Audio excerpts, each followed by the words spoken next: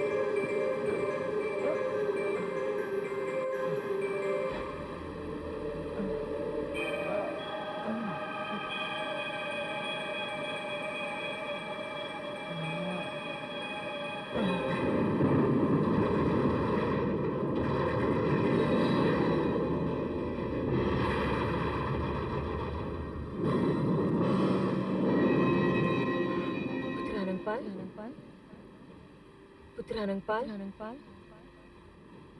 पुत्र अनंगपाल,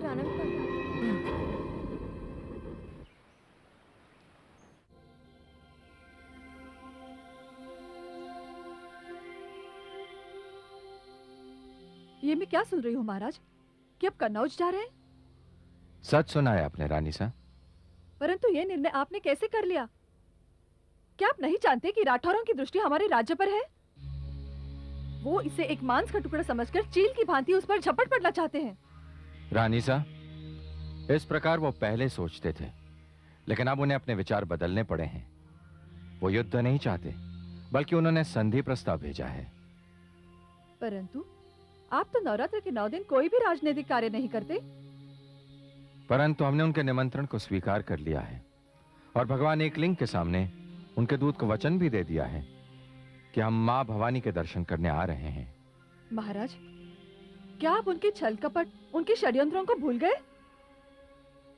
कुछ भी नहीं भूले हम, सब कुछ याद है हमें। और आप भी अच्छी तरह से जानती हैं कि वचन कैसे निभाए जाते हैं। हम राजपूतों को तो उनकी माताएं जन्म देते ही वचन निभाना घुट्टी में पिला देती है। रानी सा, वो भी राजपूत हैं, वो भी अपने वचन की लाज रखेंगे। और यदि उन्होंने अपने वचन की लाज ना रखी तो रानी सा, हमने भी क्षत्राणी मां की कोख से जन्म लिया है। शेरनी के दूध को लजाएंगे नहीं हम। आपकी चिंता अपनी जगह ठीक है, लेकिन आप ये भी अच्छी तरह से जानती हैं कि हमारी तलवार को अभी तक जंग नहीं लगा है। शेर की पूंछ पर पैर रखने वाला कभी जीवित नहीं बच सकता। और फिर वहां हम अकेले नहीं जा रहे हैं, हमारे साथ तोमरों का गौरवशाली इतिहास साथ जा रहा है। जिस सम्मान के साथ हम जा रहे हैं, उसी सम्मान के साथ हम वापस भी आएंगे। महाराज, मैं तो अपनी चिंता में भूल ही गई थी कि परीक्षा की इस घड़ी में सदैव ही क्षत्राणियों ने अपने हाथों से अपने सूरमा पति को तलवार देकर ही विदा किया है। और ये भी सत्य है कि शत्रुओं के हाथों से अपना सम्मान खोने की जगह दहकते आग में जौहर करना ही स्वीकार किया है। आपने जो वचन दिया है महाराज, वो अवश्य पूरा होगा।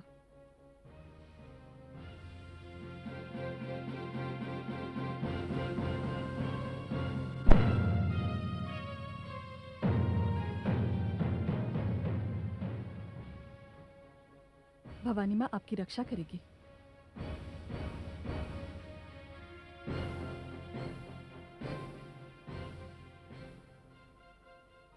जाइए महाराज, मैं आपकी प्रतीक्षा करूंगी।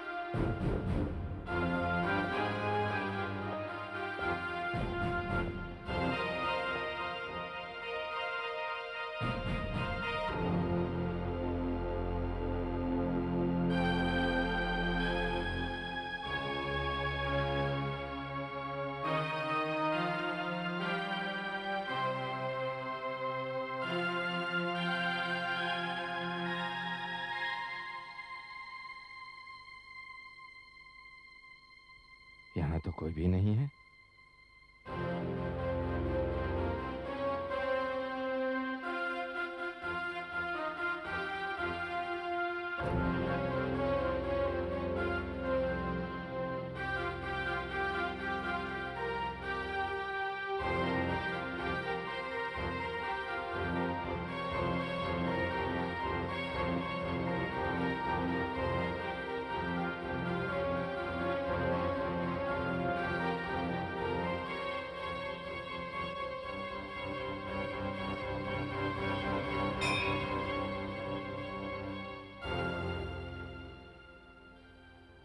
जय भवानी।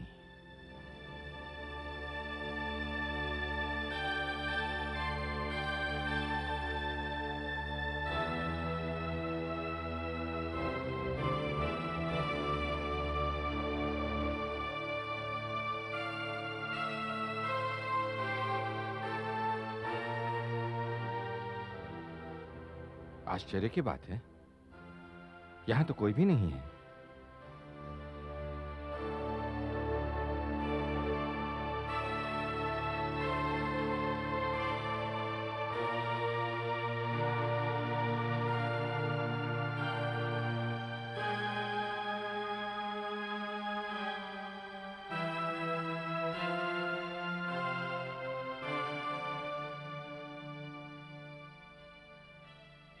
राजपुरोहित जी, हमें यहाँ आने का निमंत्रण महाराज विजयचंद ने दिया है। परंपरा के अनुसार उन्हें यहाँ स्वयं उपस्थित रहना चाहिए था। हम उपस्थित हैं अनंगपाल। कहिए, यात्रा में कोई कष्ट तो नहीं हुआ? महाराज विजयचंद, कष्ट तो क्षत्रियों की बगिया के फूल होते हैं। आपने हमें यहाँ बुलाया, इसके लिए आपका आभार। हम अति प्रसन्न हुए। आपने हमारा निमंत्रण स्वीकार किया और यहाँ आने का कष्ट किया। लेकिन महाराज, संधि का आधार तो बराबरी का होता है। आप घोड़े से नीचे उतरिए, हम लोग गले मिले, पुरानी दुश्मनी को भूल जाएं और फिर संधि की बात करें। अनंगपाल, तुम्हारी और हमारी कैसी बराबरी? तुम्हारे और हमारे बीच इतनी ऊंचाई तो रहनी ही चाहिए। महाराज विजयचंद, आप भूल रहे हैं कि आपने हमको यहां बुलाया है। हमने संधि प्रस्ताव नहीं भेजा था। और तुम ये भूल रहे हो, ये संधि भी उसी तरह होगी। जो छोटा है वो छोटा रहेगा और जो बड़ा है वो बड़ा ही रहेगा। अनंगपाल, क्या तुम अपनी औकात भूल गए? नहीं महाराज विजयचंद।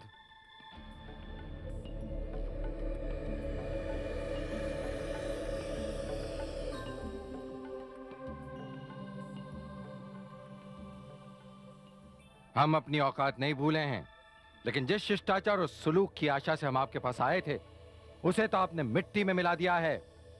अब आगे बात करने से पहले हम आपको आपकी औकात बताएंगे। अनंगपाल!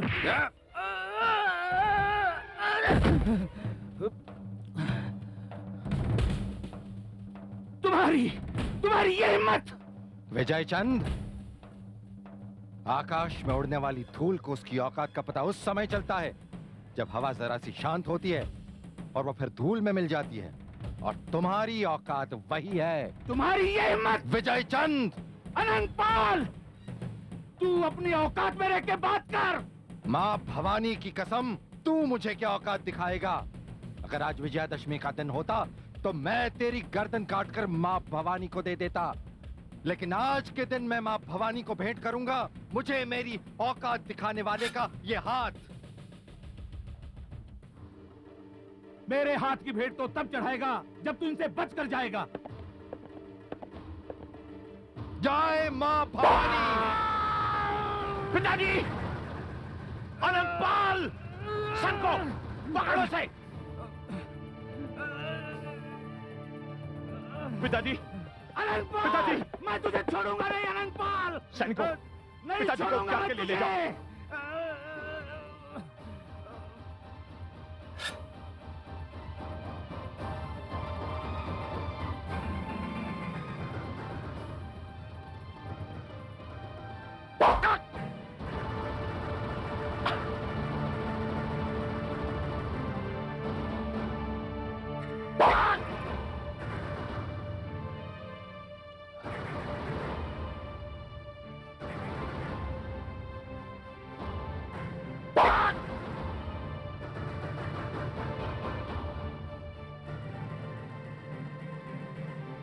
अनंतपाल तोमर, अब तो नहीं बचेगा, नहीं बचेगा तू!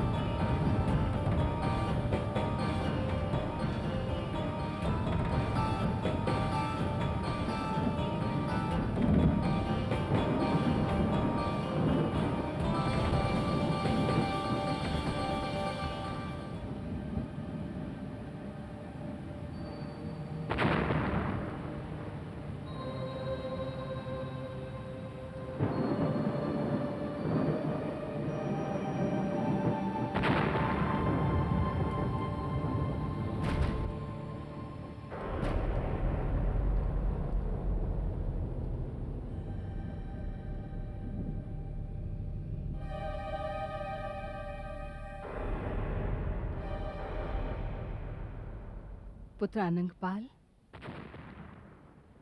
पुत्र अनंगपाल,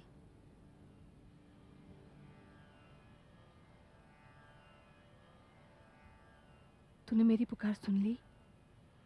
आ पुत्र, मेरे पास आ। पुत्र, मैं तेरी ही प्रतीक्षा कर रही थी।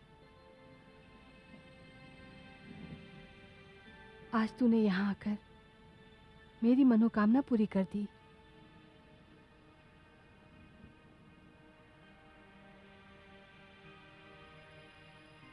देवी, अब जो भी है मेरा प्रणाम स्वीकार कीजिए,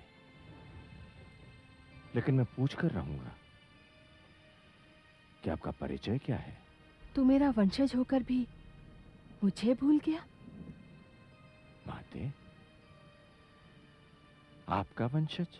हाँ, मुझे पहचान। मैं पांडवों की माता कुंती हूँ। माता कुंती, धन्य भाग्य है मेरे कि आपके दर्शन हो गए। माते, मैं फिर से आपको प्रणाम करता हूं। आयुष्मान भव, कीर्तिमान भव।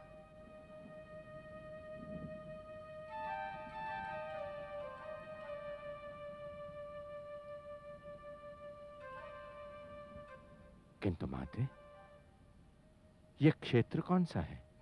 यह क्षेत्र इंद्रप्रस्थ है। इंद्रप्रस्थ? पांडवों का बसाया हुआ इंद्रप्रस्थ?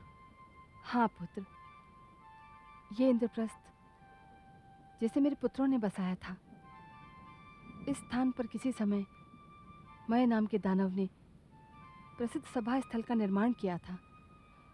इंद्रप्रस्थ कभी दुल्हन की भांति था इस धरती पर। यह पांडवों का गौरव था, किंतु समय के प्रवाह ने इसे गुमनामी के अंधकार में ढकेल दिया। तेरे स्वप्न में आकर तुझे पुकारने का मेरा केवल एक ही उद्देश्य है पुत्र, कि तू मेरा वंशज है। तेरे शरीर में भी भरतों का रक्त प्रवाहित हो रहा है। आज तूने अपनी आंखों से देखी है इंद्रप्रस्थ की दुर्दशा। पांडवों का एक कीर्ति स्तंभ आज एक खंडहर के रूप में खड़ा है। क्या इसके प्रति तेरा कोई कर्तव्य नहीं है? कोई उत्तरदायित्व तो नहीं है? माते, आज्ञा दीजिए, मैं क्या कर सकता हूं? अब तो सब कुछ तुझे ही करना है। मेरी इच्छा है पुत्र कि पांडवों के इस लुप्त होते हुए कीर्ति स्तंभ को बचा ले। तू इसका उद्धार कर, इसे इसका खोया हुआ गौरव वापस दे दे। इसे तू इसका भूला हुआ अतीत लौटा दे। तू इंद्रप्रस्थ को अपनी राजधानी बना ले। ये तेरे राज्य की देहरी है पुत्र। मेरे राज्य की देहरी? मेरे राज्य की चौखट? हाँ पुत्र, मुझे वचन दे कि तू फिर से इसका निर्माण करेगा। माते, पुत्र अनंगपाल, तू अपने राज्य की देहरी का प्रथम निर्माता कहलाएगा। मुझे वचन दे, तू इसका निर्माण अवश्य करेगा। माते, मैं वचन देता हूं कि मैं आपकी आज्ञा का पालन करूंगा। मैं इस इंद्रप्रस्थ का पुनर्निर्माण करूंगा। पुत्र, मैं हृदय से तुझे आशीष देती हूं।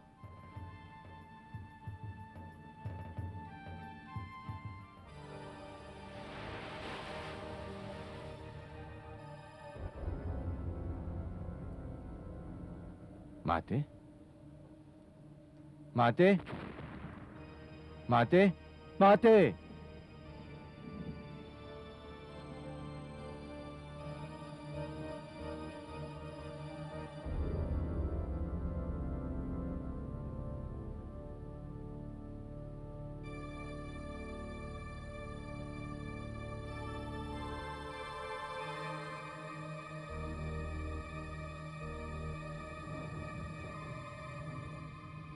माते,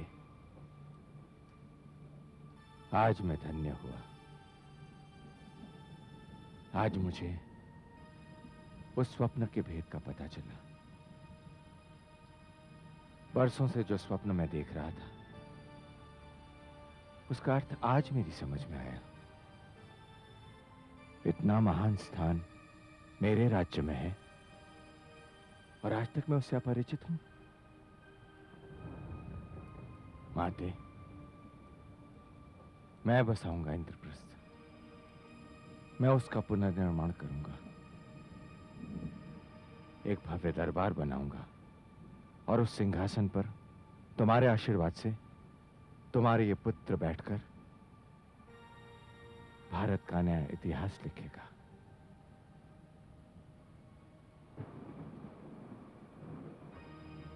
माते, मैंने आपको वचन तो दे दिया और जी जान से उसको पूरा भी करूंगा, लेकिन माते मुझे खेद है कि ईश्वर ने मुझे केवल 2 पुत्रियां दी हैं। कोई पुत्र नहीं दिया जो मेरे बाद सिंहासन पर बैठकर आपकी कीर्ति को आगे बढ़ाए। तो दुखी क्यों हो रहा है पुत्र? तेरे पश्चात इस सिंहासन पर बैठने वाला, तेरी कीर्ति को 4 चांद लगाने वाला, इस गौरव को आगे बढ़ाने वाला तेरी ही कन्या का पुत्र है। मेरी ही कन्या का पुत्र? हाँ, तेरी कन्या का पुत्र, तेरी कन्या कर्पूर का पुत्र, पृथ्वीराज चौहान। पृथ्वीराज चौहान?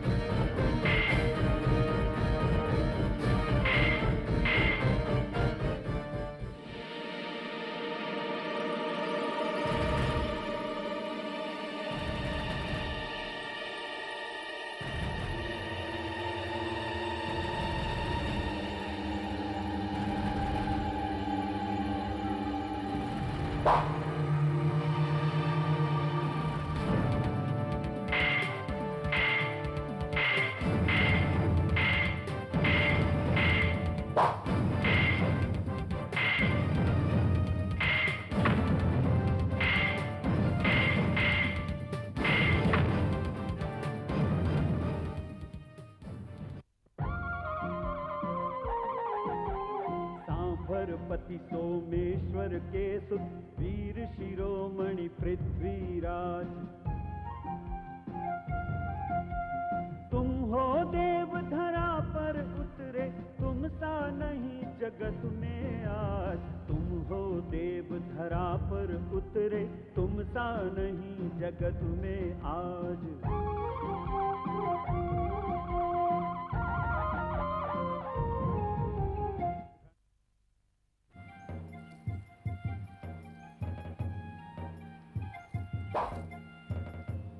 मेरे मित्र चंद्रवर्दाई,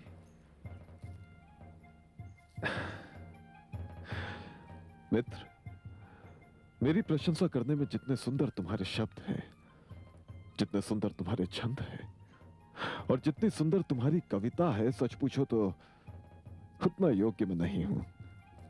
कुंवर पृथ्वीराज, यही तो आपका सबसे बड़ा सौंदर्य है कि वीरता और नम्रता की ऐसी मिसाल ढूंढने से भी नहीं मिलती। मैं अकेला ही आपका प्रशंसक नहीं हूं। जिसने भी आपके तलवार के जौहर देखे, उसके मुख से यही निकला कि यह तलवार है या बिजली की कोई लहर जो चमकती है तो आंखें चुंधिया जाती हैं। आपकी तलवार मित्रों के लिए सुरक्षा की दीवार है और शत्रुओं के लिए मृत्यु का समाचार। मित्र, तुम भी।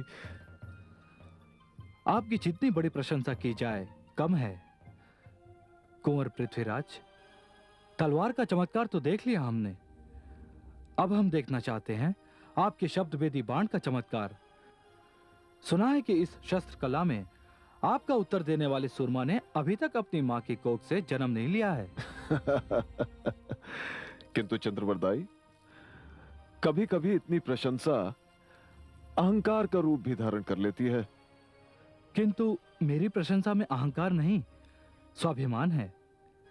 और यही तो आपको सिद्ध करना है कि मैंने जो कहा वो 100% सच है। सैनिक,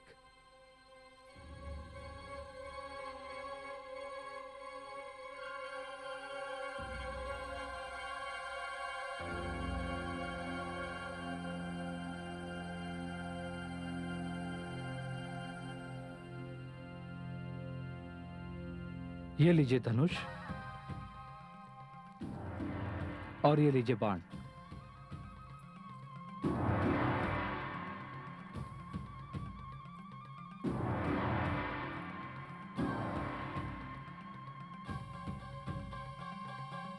कुंवर,